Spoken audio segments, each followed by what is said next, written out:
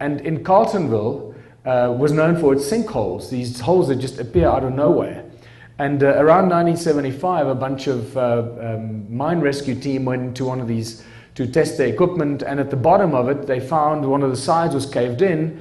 They opened it up, cleared it out, and found this tunnel that went into the darkness. And the tunnel was described to me to be paved all the way around, underneath, and paved all the way around, something like this. This is not the tunnel, but I found, so you can just imagine it. It wasn't, when they found it, it wouldn't have been beautifully backlit for a photo opportunity. So he says, when they found it, they walked in there, and they were obviously very nervous, because this is like, what the hell is this doing here? And and several meters into the darkness, they stumbled upon one of these, facing them in the dark. And he said, this man told me that they got such a fright, they just turned around and got out of there as quickly as they could. And they never ever told anyone about this until he told me about this, and then 3 months later he died. So I'm glad that I listened to the old man. The fascinating thing about these ancient mines in South Africa, that we also have a connection to Egyptian gold mines, specifically with the birds. Theodore was an British archaeologist that traveled pretty much. He was a well-traveled guy in Egypt, all over Africa, and spent several years in southern Africa, and he explored Great Zimbabwe. He's actually one of the guys that left us the best clues and evidence from his excavation in Great Zimbabwe. He talks about several meters of sediment that indicate gold mining civilizations. That's from his exploration in Great Zimbabwe. And what he made a connection with, which is fascinating, are the birds on a pedestal in Egypt to the birds on a pedestal at Great Zimbabwe. Now, the birds on a pedestal in Egypt were also used as mascots or protector mascots, guardians of the gold miners in the mines of Egypt that he excavated.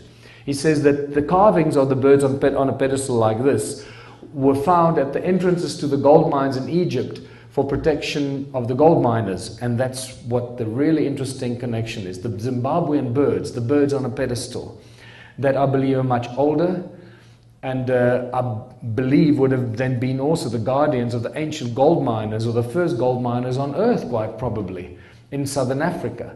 And I found what I believe are even older versions of that, these very basic stones that are the broad base and the narrow head, that I believe are the very, very early basic prototypes of these birds on a pedestal, or these birds that we then see more refined as time goes by.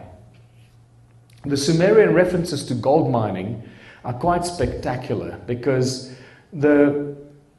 we find so much information about southern Africa in the Sumerian texts, about the Anunnaki, what they were doing. But what I find even more spectacular is the most recent discovery that I made literally a week ago, is what I couldn't understand. What puzzled me is, like, where did these Sumerians, because this is the oldest deciphered language that we know, right?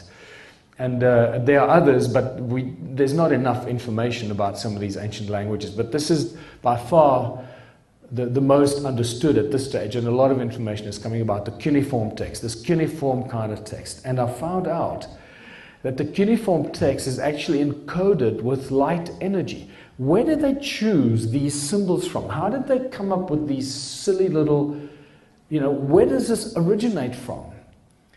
And then I stumbled upon the work of Michael Evans, this incredible work that shows how light manifests itself if you create like a buckyball, Buckminster Fuller ball, and out of these light rods, what happens at the junctions of these light rods, how light carries information and how it manifests. And this is what it looks like. It looks like this. Can you see what I mean? The exact shapes that are used in the cuneiform texts. So I'm beginning to think that the cuneiform texts are actually encoded with, remember, light is information, light carries information. And each one of these light structures, or structures that's filled with light, will carry information. And I'm thinking now that this is what inspired the Sumerians and those guys that came up with that cuneiform text, is to use this essence of how light manifests itself in sacred geometry, in the edges of sacred geometric patterns. So when we read cuneiform text, we're actually reading text that's encoded with the information that carries the light. This is a whole new spin on what we may be getting or what we may be missing in the cuneiform texts. So, this is the first time I've ever spoken about this. So this is a whole new level of information that we need to go and look at.